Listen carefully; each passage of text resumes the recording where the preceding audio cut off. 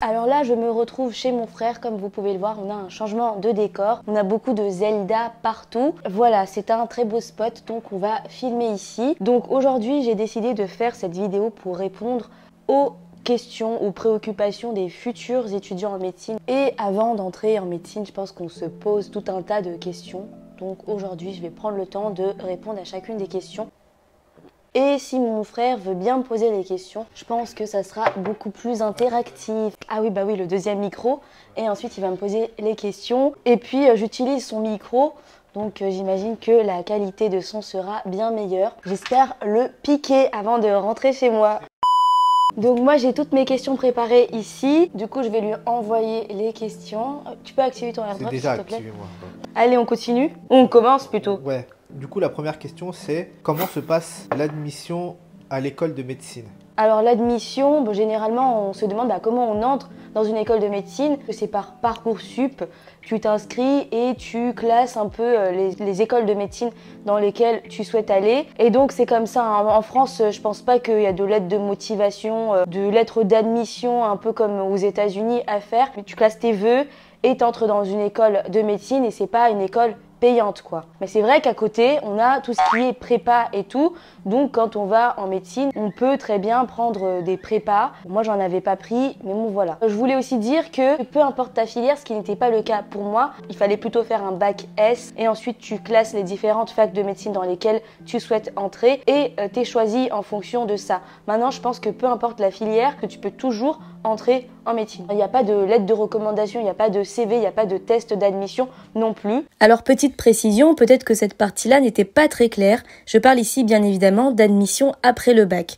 Donc comment tu fais pour entrer en médecine après le bac? Alors voilà, tu es en terminale et ça, peu importe ta filière. Maintenant, il s'agit du nouveau système de filière, bon, nouveau, pas très nouveau, mais je ne saurais pas comment le caractériser. Tu peux faire tes vœux sur Parcoursup et tu vas classer tes facultés de médecine par ordre de préférence. Et ensuite, voilà, tu seras choisi dans l'une de ces facultés. Bien sûr, tu peux également essayer d'intégrer la médecine par le biais de passerelles. Moi, par exemple, j'ai un ami qui était ingénieur et par présentation de ses diplômes, passage devant un jury, lettre de motivation et pas mal de trucs assez compliqués, il a réussi à intégrer la faculté de médecine, mais à partir de la deuxième année de médecine. Donc, c'est pas le cursus traditionnel où, voilà, on fait le concours, la passe, la LAS et ensuite la deuxième année de médecine. J'espère que c'était assez clair. La deuxième question, c'est comment je peux poser ça? Déjà, j'aimerais bien savoir la charge de travail et le stress qu'il y a en première année. Et est-ce que cette charge de travail, elle augmente selon les années en fait? Ouais, au fur et à mesure des années. Ouais, voilà, c'est ça. Alors, du coup, moi, à mon époque, la charge de travail en première année, donc la première année, c'était la PACES. Là, c'est la PASS, la LAS. Donc, on choisit entre la PASS et la LAS. Je vous conseille d'aller regarder des vidéos plus en détail sur la PASS et la LAS. Et je pense que je suis vraiment pas très bien placée pour vous parler de ça parce que, à mon époque, c'était pas ça, c'était la PACES. Et à ce moment-là, le rythme de travail est quand même assez soutenu. Pourquoi? Parce qu'on prépare un concours. Mais ça reste une question d'organisation. C'est vrai qu'on peut très facilement faire du 10 heures par jour et on va dire du 70-80 heures par semaine en termes de révision. Après, faut pas se leurrer non plus parce que le temps, c'est pas forcément l'efficience. On a peut-être travaillé dans le vide, donc il faut une certaine efficacité, savoir s'organiser. Mais la charge de travail, bien sûr qu'elle est là, mais il faut quand même trouver un équilibre entre l'hygiène de vie, bien réviser, préparer son concours. Bien sûr, ça reste un concours, le stress est là. Je peux vous, je pense que je vous mettrai en i l'une des vidéos, une ancienne vidéo concernant la première année de médecine et je pense que les conseils que je vous donnais à cette époque restent toujours valables. Mais je pense que même si le stress est là, parce que c'est un concours naturellement, on sera peut-être stressé, avec une bonne organisation et surtout quand on a confiance en soi, qu'on se dit c'est bon, on va réussir, ce niveau de stress, moi je peux vous dire qu'il peut drastiquement diminuer quand même. Après la première année, la charge de travail pendant la deuxième et troisième année sera moindre. Bien sûr qu'elle sera moindre, mais je pense qu'à ce moment-là, il faut pas trop non plus se dire allez c'est fini, j'ai passé la première année, c'est bon, je suis médecin. Alors pas du tout parce que du coup pendant cette deuxième, troisième année, c'est à ce moment-là qu'on va apprendre tout ce qui est sémiologie, les bases de la médecine et vraiment un peu le pratico-pratique disons. Donc il faut quand même être assez focus pour ne pas justement perdre du temps pendant l'externat quand vous allez préparer le concours de spécialité. Et en plus, sachant que là, ça ne nous avantage pas, bon, ça dépend. Pour préparer le concours de l'externat, c'est 2 ans. Donc pendant la 4e et la 5e année, on prépare le concours au lieu de 3 ans. Parce qu'avant, c'était en fin de 6e année qu'on passait les ECN et maintenant, c'est en fin de 5e année. Donc ça nous retire une année. Donc c'est pour ça, même si on va dire c'est le moment où il faut un peu profiter de sa vie pendant la 2e, 3e année, il faut quand même avoir une certaine régularité pour ne pas se retrouver complètement paumé, perdu. La question numéro 3, c'est quelle est la durée des études par spécialité ou même en général? Alors la durée des études de médecine, c'est au minimum 10 ans. Donc ça représente quand même quelque chose. Vous avez le premier cycle. Le premier cycle, c'est le concours. Donc la première année, ensuite vous avez la 2e année, la 3e année. Ces 3 années-là, ça vous fait le premier cycle. Ensuite, tu as ta 4e, 5e, 6e année et ça, c'est l'externat. Puis après ça, on a l'internat et l'internat va durer au minimum 4 ans, y compris pour la médecine générale.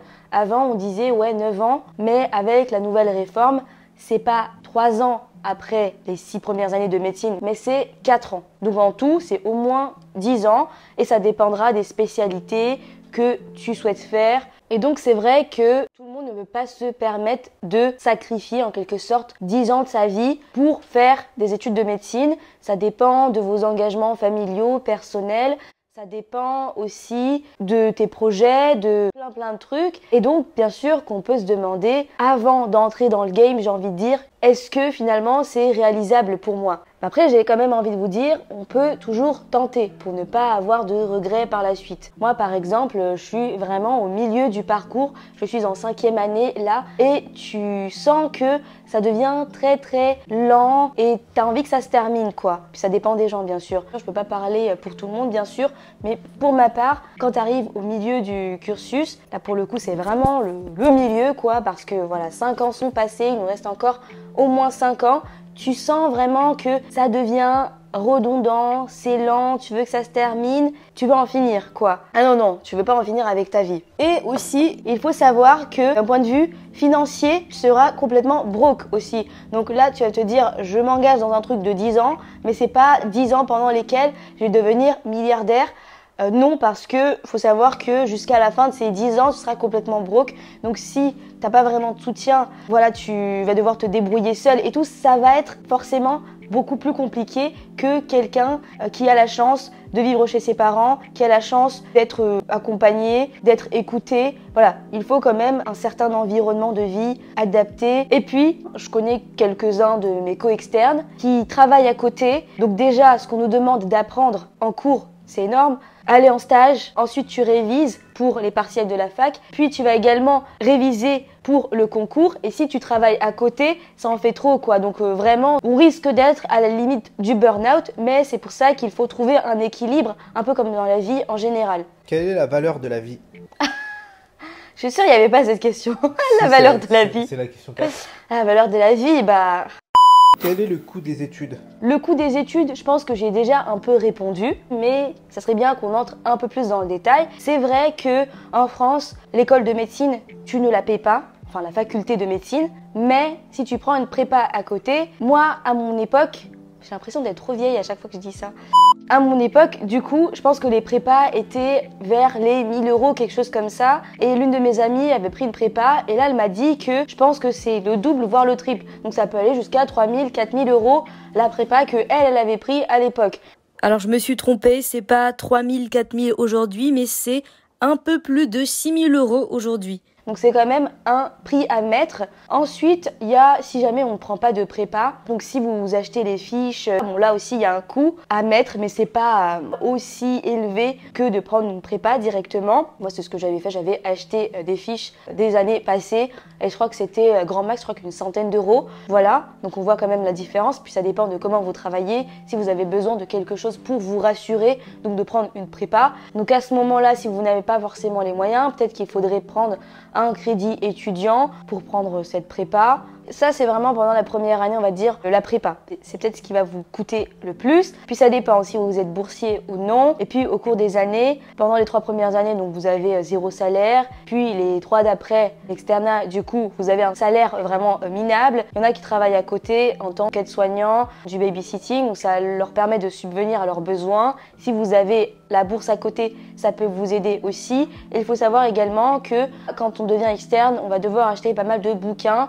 Et les bouquins, donc si vous le prenez en version numérique, ça ne coûte rien, c'est gratuit, vous les téléchargez. C'est ce que je fais parce que de toute façon, je préfère travailler en version numérique. Le seul collège, le bouquin du coup que j'ai acheté moi, c'est le collège de psychiatrie parce que vraiment il était trop beau et la couleur était magnifique, j'aimais bien comment c'était et c'était une matière qui m'intéresse beaucoup, c'est pour ça que je l'ai pris. Sinon tout le reste, c'était en version numérique. Si vous le prenez en version papier, il faut savoir que chacun des bouquins, c'est minimum 30-35 €, voire 40 € quoi. C'est quand même un prix à mettre, sachant que en tout, vous devriez acheter une quinzaine de bouquins. C'est énorme quand même. Vraiment, si là je devais faire une pile, bon, moi je peux pas le faire parce que je les ai pas, ça va faire plus haut que ma tête. Question 5. Comment tu arrives à gérer la vie professionnelle et la vie personnelle? L'équilibre quoi? Généralement, quand on pense à un étudiant en médecine, on se dit c'est un no life. C'est vrai ou pas? On se dit qu'il n'a pas de vie parce qu'il passe toute sa vie à la bibliothèque universitaire en train de réviser et il ne peut rien faire. C'est peut-être le cas pour certains d'entre nous, je parle au nom des étudiants en médecine, mais ça ne devrait pas être le cas parce que moi je pars du principe qu'il ne faut pas se tuer à la tâche et il ne faut pas, même si on prépare un concours, avoir la tête uniquement plongée dans ses cours et ne plus vivre à côté et de toute façon à la longue ça ne dure pas. Donc bien sûr, il faut trouver un équilibre entre la vie professionnelle et la vie personnelle. Et du coup, concrètement, comment s'y prendre? Je peux vous donner juste un exemple parmi tant d'autres. Il faut séparer vraiment son temps de travail avec son temps personnel. Pendant ces journées de révision, de travail, il faut forcément entretenir une bonne hygiène de vie, à savoir une bonne alimentation, de l'exercice physique et un bon sommeil. Déjà, ça commence par, on va dire, les 3 piliers. Ça va vous aider dans votre vie professionnelle, dans votre vie personnelle. Peut-être qu'il y a beaucoup de pression quand vous allez réviser, beaucoup de pression à l'hôpital quand vous allez travailler. Mais il faut vraiment faire une distinction entre, bon là, je vais travailler à l'hôpital, là, je révise. Et il faut savoir faire une pause. Il y a des moments, par exemple, quand on révise avec mes amis. D'ailleurs, je vous ai fait une vidéo sur l'externat et je vous explique un peu plus en détail comment on révise parce que c'est peut-être à ce moment-là que ça devient un peu plus compliqué et vu qu'on voit que ça continue, ça traîne et ça n'en finit plus, on se dit mais en fait quand est-ce que je vis, quand est-ce que ma vie commence? C'est là que ça devient compliqué. Encore la première année, quand on prépare son concours, on sait très bien qu'il faut y être à fond. C'est vraiment un sacrifice à faire, sa première année de médecine. Deuxième, troisième année, t'es peut-être un peu chill et quand tu prépares le concours, il faut quand même avoir souvent sa tête plongée dans les cours. Et on a l'impression de louper plein d'occasions. Donc c'est ce que je disais avec mes amis quand on prévoit des sessions de révision. Après, à un moment donné, on dit il est 18h30, on avait une deadline, on coupe à 18h30 et ensuite on fait autre chose. Donc il faut, si on a des loisirs, même si on prépare un concours, il se peut que certaines personnes soient complètement d'accord avec ce que je raconte et d'autres qui se disent non, en fait tu prépares un concours, il faut se donner à fond. Mais à un moment, si tu restes trop là-dedans, je pense qu'à la fin du concours, c'est toi qu'on va plus te retrouver. Donc, il faut, si tu fais du sport, tu continues à faire du sport. Si tu as des loisirs, tu continues. Peut-être pas la même intensité, la même durée, mais il faut un petit peu continuer. Par exemple, si tu aimes bien lire, tu continues à lire tes livres. Même si tu prépares un concours, même si ce sont des activités que tu ne pourras pas faire à la même intensité, même durée, eh bien, c'est pas un souci. Enfin, tu peux quand même continuer à les faire parce que c'est pas facile.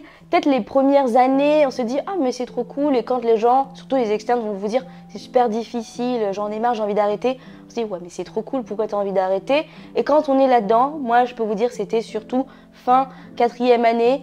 Tu te dis mais ça dure très longtemps et si tu fais pas autre chose à côté, c'est très mal parti je pense. Ça devient assez compliqué de tenir cette cadence, d'être pleinement dans ce rythme soutenu de travail. Plus que 2 ou 3 questions et après c'est fini. Et je pense que la dernière question c'est ma préférée. Comment on choisit sa spécialité? Comment on choisit sa spécialité? Ah oui, mais c'est ça, parce que souvent, ça c'est une question assez intéressante, le choix de spécialité. Quand on est nouveau à la médecine, on ne sait pas trop comment ça se passe et tout, il y en a beaucoup qui se demandent mais à quel moment on se spécialise? Est-ce que dès que je rentre en médecine, je choisis ma spécialité? Mais c'est trop compliqué. Alors je vais te l'expliquer assez rapidement. En fait, de ta première année jusqu'à ta 6e année, tu ne choisis pas de spécialité. Bon là, pour le coup, jusqu'à ta 5e année ou fin 5e année, tu ne choisis pas de spécialité. Donc on va dire que tu fais de la médecine assez globale pendant ces 6 premières années et c'est après la 6e année, donc quand tu deviens interne que, voilà, parce que tu as choisi ta spécialité, tu te spécialises dans ce domaine. Il y a plusieurs spécialités. J'essaierai de vous trouver un lien des différentes spécialités de médecine qui puissent exister. Je vais quand même vous donner quelques exemples de spécialités. Vous avez la cardiologie, la neurologie, la néphrologie, la pneumologie. Et je pense qu'il y a un débat par rapport à la médecine générale parce qu'il y en a qui disent que c'est se spécialiser en médecine générale. Du coup, ça reste peut-être aussi une spécialité. Mais voilà, vous avez plusieurs choix de spécialités possibles.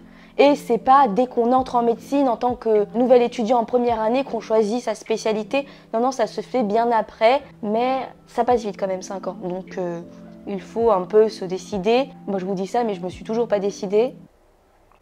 Mais je crois que j'ai quand même une petite idée. Et puis pour les choix de spécialité, ça dépend de comment vous voulez exercer aussi. Est-ce que c'est à l'hôpital? Est-ce que c'est dans un cabinet? Donc là aussi, il faut se renseigner, mais c'est pas le truc qui devrait être une source de préoccupation là tout de suite. Ça viendra par la suite, mais bien sûr, ce sont des questions à se poser parce que c'est un choix à faire qui doit être assez réfléchi. On a quand même pas mal qui avaient choisi une spécialité. Jusqu'en 2019, je pense que tu avais le droit de changer de spécialité en faisant une formation, un truc du style. Et je pense que là maintenant, si tu choisis une spécialité, c'est un petit peu limite, tu restais bloqué là-dedans. Mais avec le temps, dans les différents terrains de stage dans lesquels tu vas passer, les différentes pratiques que tu verras, ça va peut-être te donner une idée. Ça va plus te conforter sur peut-être une spécialité qu'une autre. Et d'autres qui vont, on va dire, disparaître de ta liste. Au fur et à mesure, tu vas peut-être complètement éliminer certaines spécialités parce que tu vas te dire « Ah non, ça c'est pas pour moi » et d'autres, tu te dis « Ça pourrait être bien ». Mais donc voilà, avec le temps, voilà, ce sont des choses assez individuelles. Je peux pas vraiment donner de conseils là-dessus, c'est avec le temps, ça dépend des gens. Et surtout, si je peux donner quand même un conseil, ne pas être influencé par le choix des autres parce que quelqu'un va vous dire « Ah oui, mais la cardiologie c'est trop bien, la radiologie ça paye de ouf, donc là je vais prendre ça ». Je pense que ça doit surtout être quelque chose de réfléchi, de personnel. Parce qu'au départ, quand on entre, on entend un peu ses collègues dire « Ah oui, mais je pense que je vais faire ça, je vais faire l'ophtalmo, je vais faire la dermato ». Pas que ce ne sont pas de bonnes spécialités ou que c'est forcément ces spécialités-là qu'il faudrait prendre, mais dans le sens où, si ça ne te plaît pas, à quoi bon? Parce que tu t'engages quand même pour 10 ans d'études, j'ai envie de dire, et tu es quand même assez broke, pauvre pendant ces années-là. Et donc là, si tu te dis, je vais prendre ça pour être bien payé, moi je suis désolée de le dire comme ça, donc pendant ces 10 ans, il fallait faire autre chose et tu serais peut-être mieux payé en faisant ça que d'entrer en médecine et de te dire que ah oui mais je vais choisir ça parce que ça paye bien, mais en fait en fin de compte, tu as quand même perdu 10 années que tu aurais pu utiliser pour gagner plus. Enfin pour moi, c'est pas très logique en fait. Je sais pas si c'est clair, mais dans ce cas-là, monte ton entreprise, fais un autre truc, ça paye déjà bien, pas besoin de perdre en fin de compte 10 ans si c'était pour avoir un salaire de milliardaire. J'ai fait une vidéo aussi sur l'argent, tout ça en médecine. Je pense pas que tu deviens milliardaire en médecine. Ça dépend de ce que tu fais, comment tu exerces aussi ta médecine, mais je pense pas que tu deviens milliardaire. Ou sinon tu pourrais, mais c'est pas le moyen le plus simple du coup. Parce qu'il y a quand même un sacré sacrifice à faire avant 10 ans quand même, au moins 10 ans. Ça c'est une question que j'adore. Quelles sont les compétences en communication nécessaires pour devenir un bon médecin? Souvent, on se dit qu'on va parler, on sait en fait qu'on sera dans des situations où on va devoir parler aux patients. On va faire des consultations, on va interroger les patients. Et quand on est vraiment nul en communication, on n'a pas eu l'habitude de parler aux gens, on est de nature assez réservée, timide, ça devient assez compliqué. Mais on se dit, mais ok, au niveau, on va dire, d'un point de vue scolaire, je suis assez bien. Du coup, je peux m'en sortir, je passe les examens trop bien. Mais en fin de compte, la médecine, ça se pratique. Comment je fais pour parler aux patients? Parce que vraiment, je suis trop nulle à ça. Alors déjà, on peut avoir des spécialités dans lesquelles, finalement, vous n'allez pas parler, vous n'allez pas être en contact avec des patients. Un peu comme quand vous travaillez en labo, l'anatomopathologie, la biologie, la biochimie, des trucs comme ça. Et donc là, vous n'avez pas à interagir avec des patients, mais bien sûr, il faut quand même interagir avec ses collègues, avec son équipe. Donc là, la communication, elle entre en jeu. Mais voilà, on sera quand même confronté à des situations où on va devoir parler aux membres de son équipe. Donc, à un moment donné, il faut savoir communiquer. Et puis, il ne faut pas aussi se restreindre dans ses choix et se dire « Ah oui, mais je suis nulle en communication, donc je vais prendre une spécialité où je ne vais pas trop parler aux gens. » Et ça peut vraiment faire vraiment flipper. Moi, je sais que j'étais très nulle en communication. J'étais la personne, on va dire, qui ne parlait quasiment jamais. Limite, je ne savais même pas comment était ma voix. Parce que je parlais très rarement, je parlais peu, je savais pas trop comment parler aux gens. Mes social skills, c'était vraiment nul quoi. Ça peut être très inquiétant. Moi, je sais que mes premiers stages, quand je suis arrivée, il fallait se présenter. Déjà, ça, c'était une grande épreuve. C'est vraiment trop compliqué. Parler aux patients, tu sais pas trop. Et quand tu as les médecins à côté, tu as l'équipe à côté, et toi, tu dois faire l'interrogatoire, là, ça fait vraiment flipper. Tu te dis, oui, mais je suis pas douée, enfin, c'est trop difficile de parler et tu sais pas trop comment parler. Bon, là, je parle du coup, on va dire, uniquement aux gens qui ont du mal à s'exprimer. Et généralement, les gens pour qui les social skills, c'est pas trop ça. Et ça, c'était clairement mon cas. Mais je peux vous dire qu'avec le temps, ce sont des choses qui s'apprennent. Parce que moi, je ne peux utiliser que moi comme exemple. Et puis je parle du coup d'expérience et j'espère que ça peut vous rassurer aussi parce que vraiment, je ne savais pas parler. Mais ça s'apprend avec le temps, on développe des compétences, on sait un peu comment parler aux patients et ça devient assez naturel, assez fluide. Au départ, peut-être que ce sont des choses, on se prend trop la tête, limite on prépare le texte dans sa tête, on se dit « Allez, j'entre et là je vais lui dire « Bonjour madame, alors, nanana ». Et rien que pour cette petite phrase, j'étais capable de faire plusieurs erreurs et tout, et c'était du grand n'importe quoi, zéro, on va dire, confiance. Vraiment, tu te dis, en fait, si j'étais la patiente et j'étais en face d'elle et je lui pose des questions, je lui parle, je me dis, ah non, franchement, je peux pas lui faire confiance, zéro crédibilité. Mais avec le temps, ça s'apprend et on prend, on va dire, plus confiance en soi avec les compétences. Le fait de parler aux gens de plus en plus, d'être de plus en plus exposé à ce genre de situation, de faire de plus en plus d'examens cliniques, d'interroger les patients, ça nous aide de manière générale à parler aux patients, mais aussi à l'équipe, et ça devient quand même assez naturel, et finalement on ne se prend plus la tête, ça devient très naturel. Donc vraiment, il n'y a pas vraiment de compétences à avoir, et si vous n'avez pas les compétences en communication, ne mettez pas de croix sur la médecine en pensant que du coup c'est pas fait pour vous, parce que ça s'apprend. Ça devient hyper naturel.